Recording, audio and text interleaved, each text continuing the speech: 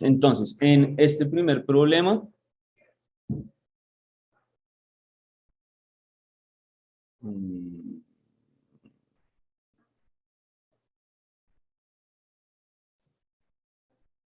entonces, en este primer problema lo que nos estaban diciendo es que vamos a tener un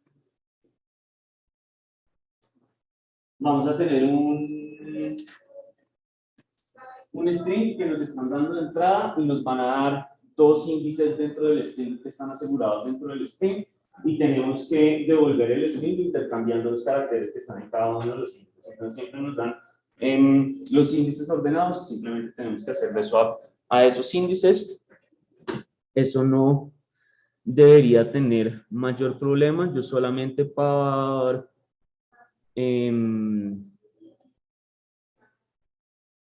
completitud, lo que hice fue implementar estas cosas en cada uno de los lenguajes, pues como para ver cómo las diferencias de eso. La idea es como poder saltar a la implementación que es más sencilla en su momento. ¿Listo? Entonces, pues estos problemas son problemas de implementación directa. Digamos que uno no tiene que hacer muchísimo más que simplemente escribir el algoritmo para la resolución. Entonces, si quisiera implementarlo en C++, lo que pasaría es que simplemente tengo que leer el string. Entonces, como en la primera línea viene el string, lo leo, después leo cada uno de los caracteres, entonces en la segunda línea, aquí están los dos números que me están dando, entonces el primer entero y el segundo entero, y después simplemente tengo que hacer el swap y devolver el entero completo. Entonces, eso no debería tener mayor problema. Todo el mundo está más o menos familiarizado con C++.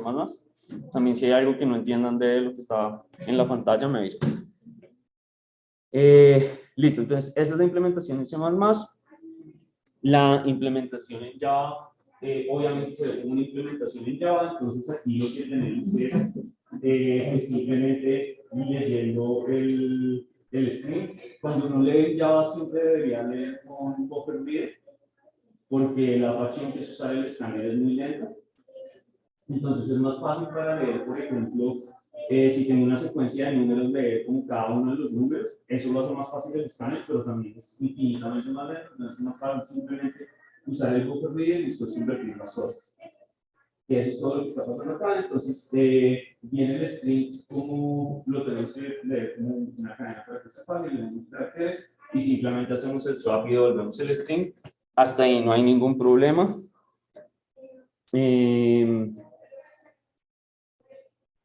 La implementación en Kotlin, entonces la implementación en Kotlin es, no tiene nada diferente, está haciendo exactamente lo mismo. Entonces leer cada uno de los números y hacer el swap de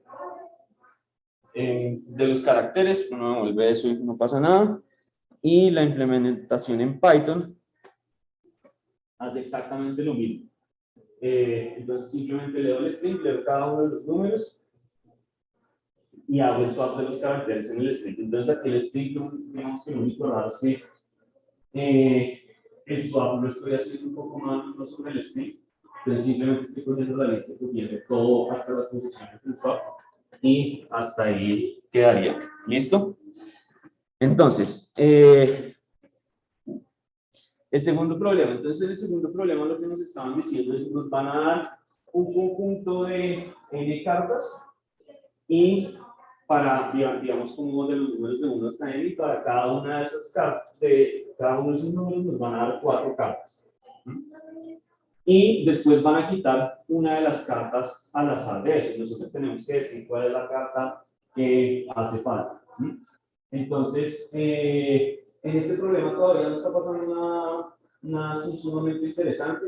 Sabemos que tenemos un número de cartas que es máximo 10 a la 5, y eso es importante saberlo porque eso es un número que cabe dentro de un entero. Porque pues, las cosas que no caben dentro de un entero toca que no sean un entero, porque si no había poder de multiplicación. Y el resto no hay un mayor problema. Entonces, ¿cómo se resuelve este problema? ¿Alguna idea? Digamos, la vez pasada, la primera aproximación que tuve, yo trabajo en Python, era contar como todos los caracteres, es decir, contar el 1, el 2, el 3, y el que no fuera 4, pues 0.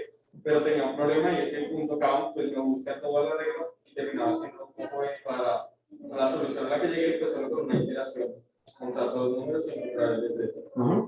Pero porque en la primera solución le dio mi cuadrado. Pues es que punto count lo que hace es contar los elementos. Entonces, bueno, claro, sí. Un poco menos. Sí, pero esa es más o menos la idea. Entonces yo tengo todos los elementos y lo único que tengo que hacer es contarlos y ver cuál no me da 4. Entonces si hacemos eso,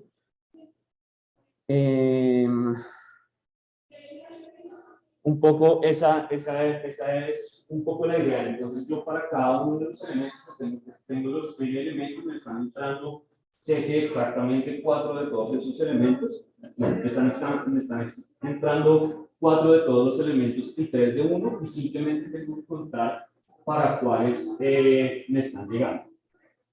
Entonces yo lo puedo hacer de varias formas, pero lo ideal sería, a medida que me van llegando los elementos, pues como ya sé qué número tengo, simplemente lo voy contando y después miro a ver cuál es la cuenta de esto. Entonces eso me sigue dando lineal. Esta implementación está en C++, simplemente porque hacer esa lectura de uno por uno es más fácil. Pero entonces esto es básicamente lo que tenemos. Entonces tenemos el número de elementos que tenemos que leer, sabemos que van a ser 4 de esos, y para cada uno de los números simplemente voy contando ese número. Entonces tengo un arreglo con los índices donde cada índice representa el elemento de las cartas originales que me están dando. Entonces en la carta 3, eso sería en el índice 3 del arreglo. Y simplemente como leí uno de esos, lo pongo ahí, y después simplemente toca verificar en la cuenta cuál es el que tiene, cuál es el índice que solo tiene 3 elementos, porque solamente puede haber uno que tiene 3 elementos, entonces ahí va a estar la respuesta directamente. ¿Alguna pregunta hasta ahí? ¿Todo bien? Listo. El tercer problema, el tercer problema que era lo que nos estaba diciendo. Entonces lo que tenemos es un sistema de trenes donde tenemos trenes que paran en todas las estaciones y trenes que paran en algunas estaciones. Y lo que queremos saber es en qué estaciones paran los trenes que paran en algunas estaciones. ¿Y qué nos están dando? Entonces aquí nos están dando la cantidad de estaciones que tenemos, que sigue siendo máximo 10 a la 5, entonces todo está bien. Si estoy leyendo el problema que es, sí. Sí, tenemos cosas que son de máximo 10 a la 5. Hasta ahí todo está bien, y solamente para ver las restricciones del problema. Entonces, pues las restricciones son más o menos normales, nos dicen que todos los elementos tienen sentido, nos están diciendo cómo entran las cosas, pero un problema que tenemos aquí es cómo nos están dando las estaciones. Entonces, como las estaciones son strings, eso va a ser problemático, y va a ser problemático porque no podemos hacer lo que hicimos en el problema pasado, decir como, pues yo cuadro un arreglo donde los índices están representando cada una de las estaciones, y ahí puedo saber directamente cuál es la estación por las que no para el tren. Eso no puedo hacerlo porque aquí tenemos strings. Entonces, ¿cómo hacemos para solucionar ese problema?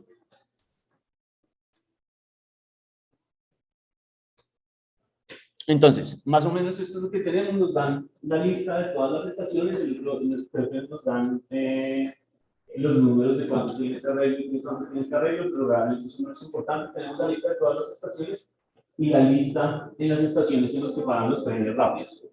Entonces ahora la pregunta es, ¿cómo sabemos en qué estaciones están parando los trenes rápidos y en qué no? Porque si nos dijeran, díganos solamente en qué estaciones para los trenes rápidos, eso es fácil porque es el arreglo de abajo. La otra pregunta es fácil porque es el arreglo de arriba menos el de abajo. Pero como nos están preguntando las dos cosas, entonces lo que tenemos que ver es para cada uno de estos elementos si ese elemento está en este arreglo o no. Y eso es un problema, ¿cierto? Porque sí o sí nos da una cosa cuadrática. ¿Alguien vio eso así? Y no funcionó. Se quedó por tiempo. Entonces eso es más o menos peligroso. Mi primera intuición puede decir de pronto 4, pero después igual dije solamente para estar seguros, hagamos una cosa inteligente. ¿Qué es lo inteligente que podemos hacer ahí? Sí. Pues yo utilicé un map, o sea, un diccionario, para recorrer primero todos stations. Ajá. Y guardar con la llave en la estación, el nombre de la estación, por ejemplo, Tokio, y en el valor le guardaba el índice que correspondía. Tokio 0, Kanda 1, Akiba 2. Después, cuando llegué a Express, lo que hacía después, entraba al diccionario con la llave y pues revisaba el valor y tenía otro vector que estaba con una línea de y solo como que los iba marcando. Más o menos, muchas cosas, pero eso funciona. Ahí la clave es el mapa. Yo lo hice diferente. Lo hice desde el Premier Express. Ajá. Pues iba marcando, entonces, por ejemplo, en este caso buscaba Tokio y pues decía imprimir inglés. Y luego en aquí iba imprimía no hasta que encontraba. Sí, sí, yo hice eso. Un momento, ¿cómo? Entonces yo leo cada una de las estaciones. No, o sea que desde el Premier Express. Bueno, entras desde Express, las comparas. Y cuando Sí. encuentras una de las Express, pasas a la siguiente, como están en orden las de Express arriba en stations. No sé si me ven.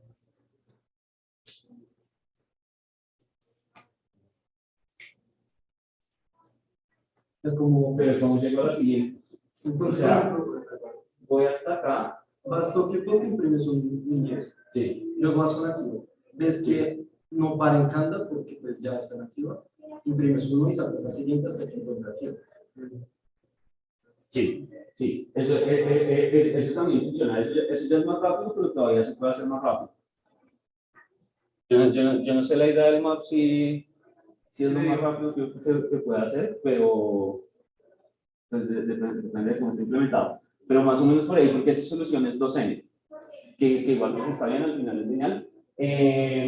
Pero uno la puede hacer lineal y la clave es ver cuáles son las estructuras y lo que necesitamos cambiar es esta estructura. Entonces, esta es la estructura problemática y si yo no lo veo como una lista, sino como algo más, deja de ser problemática. Y ese algo más puede ser un diccionario, un mapa, un hash table, como cualquier cosa de esas, que tenga acceso directo a en la búsqueda. Entonces, el problema de buscar en la lista es que la búsqueda en la lista es lineal, en cualquiera de las otras es constante. Entonces aquí, sí, aquí, bueno, realmente da igual cómo los organiza, pero alguno de los dos tiene que ser un conjunto y uno tiene que buscar sobre el otro. Entonces, pues aquí hice haciendo las estaciones express un conjunto y recorriendo todas las estaciones. Entonces, si la estación está dentro del conjunto, que esta consulta es O de 1, entonces ahí ya me salta el problema, simplemente respondo que sí, si no, pues respondo que no. Y ahí lo único que tuve que hacer es recorrer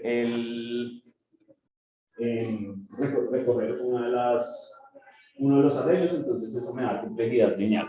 ¿Listo? Digamos que esto no era súper difícil, pero tenía ese detallito que realmente solo pasaba por la forma en la que estaban definidas las estaciones. Si las estaciones no fueran strings, sino fueran números, sería muchísimo más fácil de hacer. Y uno lo puede hacer lineal sin pensar en estructuras de datos.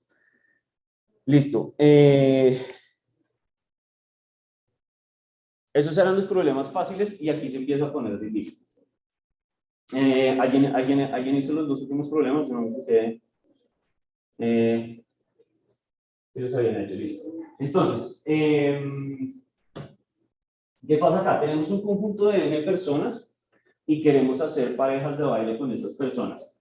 y cada pareja de baile tiene una afinidad dependiendo de la altura, y lo que queremos hacer es maximizar la suma de las afinidades entre todas las personas.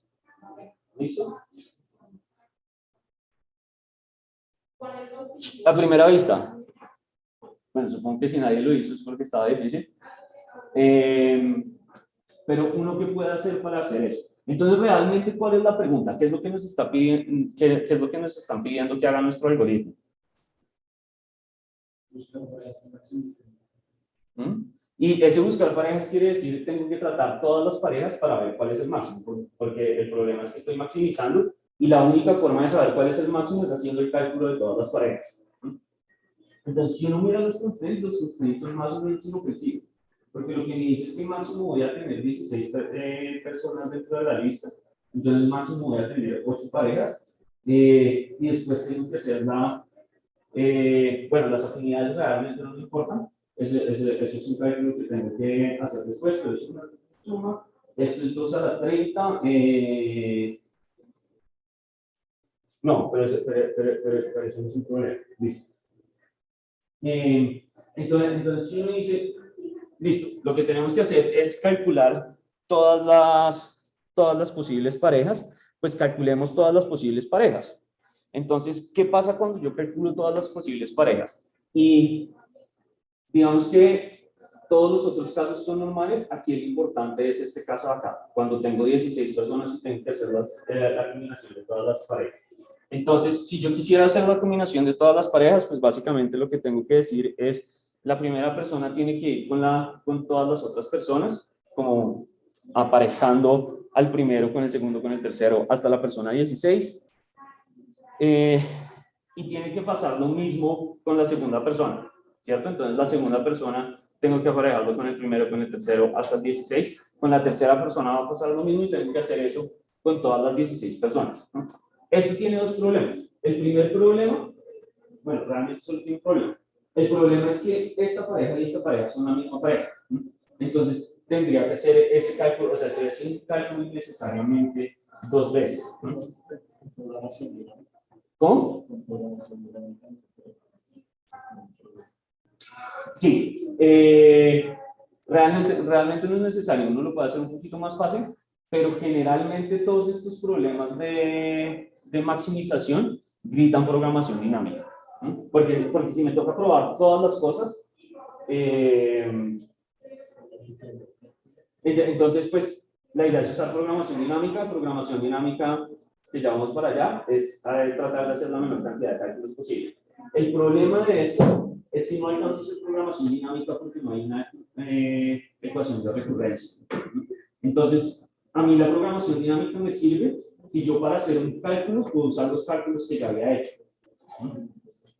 Y aquí realmente no puedo hacerlo, tengo que calcular las parejas, bueno, más o menos. Digamos que para calcular la afinidad de esta pareja, yo ya sé que la afinidad existe en alguna otra parte, ¿no? Y esa es un poquito la clave de resolver este problema.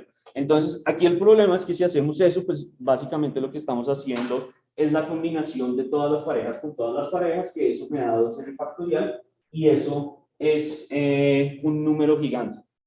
Y como es un número gigante, entonces esa es la cantidad de operaciones que tendría que hacer, que no alcanzan a pasar en el tiempo que necesito que pase. Entonces, pues básicamente lo que tenemos que hacer es saltarnos todas estas parejas que están repetidas. Y para saltarnos todas esas parejas que están repetidas, pues yo lo que puedo decir es poner una restricción sobre el problema que de todas maneras me va a ayudar a hacer el cálculo de todas las parejas. Entonces, yo lo que quiero decir es que voy a hacer todas las parejas donde la primera persona sea un índice menor que la segunda persona, y entonces eso ya hace que cuando yo llegue a la segunda persona, cuando yo llegue a hacer el primer cálculo pues no tiene pierde, tengo que hacer todas las posibles combinaciones, pero cuando vaya a hacer estas combinaciones, ya tengo que hacer 2 combinaciones menos. Y entonces tengo muchísimas menos repeticiones, y al final lo que voy a tener es que necesito hacer 2 a la n menos 1 factorial operaciones, pero eso no es factorial, sino factorial solo de los impares. Entonces, en vez de tener que hacer En ese caso sería como 16 factorial, necesitaría hacer 15 por 13 por 11 y todos los impares hasta llegar al 1. Entonces, eso ya me da un número que es manejable y con eso sí puedo, pues sí puedo hacer el cálculo que tengo que calcular, que de hecho es coger la afinidad de todas las personas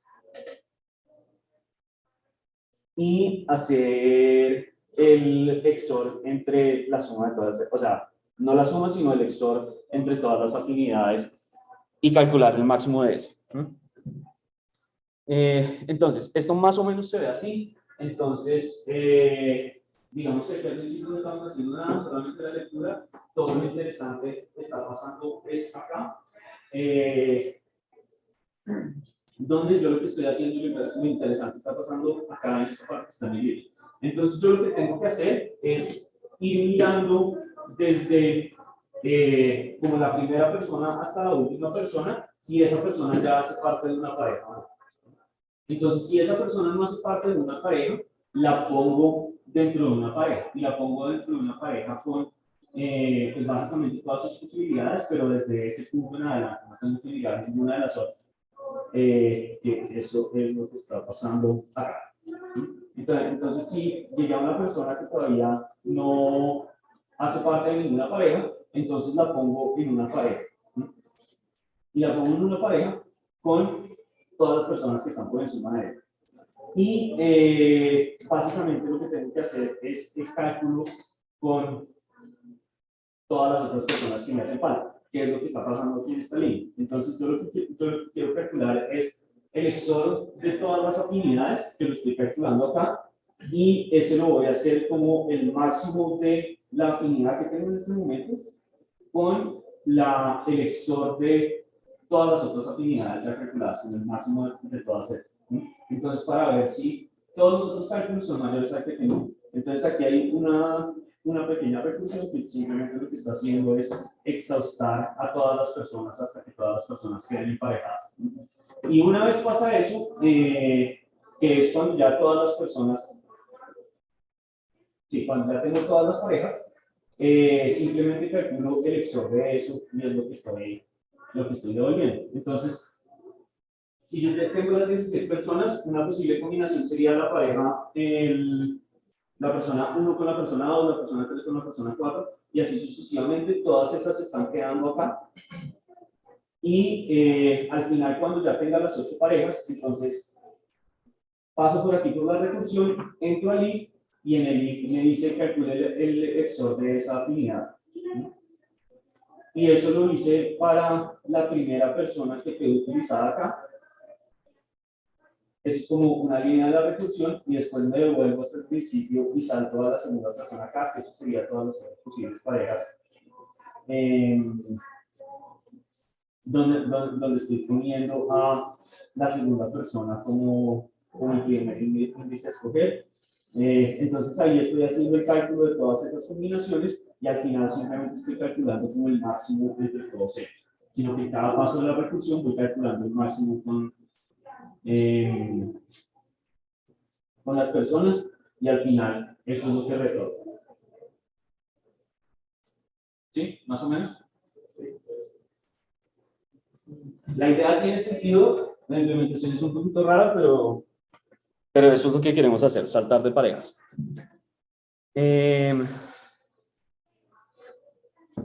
Listo, entonces el último problema. Entonces el último problema lo que nos estaban dando es un conjunto de n cartas y en ese conjunto de n cartas lo que nos estaban diciendo es que vamos a escoger solamente algunas de esas cartas y queremos saber pues qué cartas escogemos de tal forma que qué cartas tenemos que escoger de tal forma que maximicemos la media y la mediana de todas las cartas que escogimos. Y lo que nos están diciendo acá, esta restricción que es importante, lo que nos están diciendo es que en cada una de las posiciones yo puedo o escoger esa carta o escoger la siguiente carta. Entonces yo por lo menos estoy escogiendo la mitad de las cartas. Y eso es importante para poder llegar a una solución. Pero ¿cómo llegamos a una solución? ¿Qué se les ocurre a ustedes? Eso sí es dinámica. ¿Mm? Entonces ahí hay un montón de cosas que están pasando. Entonces, como lo que nos están preguntando es encuentre el máximo de la media y la mediana, realmente lo que nos están diciendo es, tiene que hacer el cálculo de todas las posibles combinaciones entre la forma en la que está escogiendo las cartas para encontrar el máximo. ¿Mm? Entonces nuevamente estamos tratando de maximizar. Programación dinámica es una de las cosas que podría funcionar. Y aquí seguro vamos a tener que usar programación dinámica por las restricciones, porque tenemos muchos números y hacer todas las posibles combinaciones. Digamos que a las malas serían muchas combinaciones, más o menos como pasó en el programa pasado. Listo. Entonces seguro tenemos que usar programación dinámica. Ahora lo otro que tenemos que saber es realmente qué pregunta nos están haciendo. Entonces sí, es como calcule el máximo entre todas las posibles combinaciones, pero yo cómo sé cuál es el máximo, ¿no? Como cuál sería la pregunta que tengo que responder. Esa es la clave para resolver este problema. Entonces, más o menos lo que queremos hacer son estas cosas. Entonces, queremos calcular la media cómo se calcula, queremos calcular la mediana cómo se calcula, dependiendo si tengo números pares o números impares. Y queremos hacer todas las posibles combinaciones entre K de todos los elementos que tenemos. Y entonces, como yo tengo que tratar, porque no sé qué elementos están escogiendo para que ambos me den máximo. Es que ese es el problema, que necesito maximizar los dos. Entonces, tengo que ver qué es lo que está pasando. Y para responder eso, realmente, estas son las dos preguntas. Entonces, si yo escojo K elementos, ¿cuándo el promedio de esos K elementos es el máximo? O sea, cuando me estoy pasando de lo que sería lo mejor que podría hacer, que sería tener un promedio de K, y lo mismo con la mediana.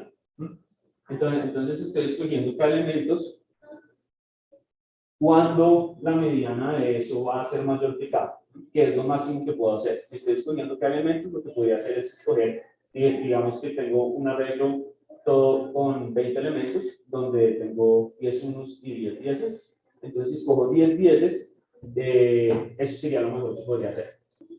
Entonces, el promedio ahí sería 10 y la mediana sería 10. Entonces tenemos que resolver estas preguntas. Y para resolver la primera pregunta, yo simplemente tengo que hacer la resta de los elementos con K. Si eso me da mayor que 0, quiere decir que los elementos que escogí tienen un promedio mayor que K, para no estar calculando el promedio del tiempo, porque restar es más rápido. Y la pregunta es una mediana. Entonces la mediana, ¿cuándo va a ser mayor que un número determinado? Entonces, va a ser mayor si tengo más números más grandes que ese número y menos números más pequeños que ese número. Básicamente, es lo que queremos hacer. Pero entonces, dado un K, yo lo que quiero hacer es calcular este arreglo, donde para cada una de las posiciones yo estoy escogiendo si el número es mayor, pongo un 1, si el número es mayor que el número que quiero, pongo un 1, si el número es menor que el número que quiero, pongo un -1 y al final hago la suma. Entonces, si tengo más números que son mayores, la suma me da positivo, y si tengo más números que son menores, la suma me daría negativo. Y lo que queremos es las sumas que me dan positivo, porque son los que me dan una mediana que es mayor que K.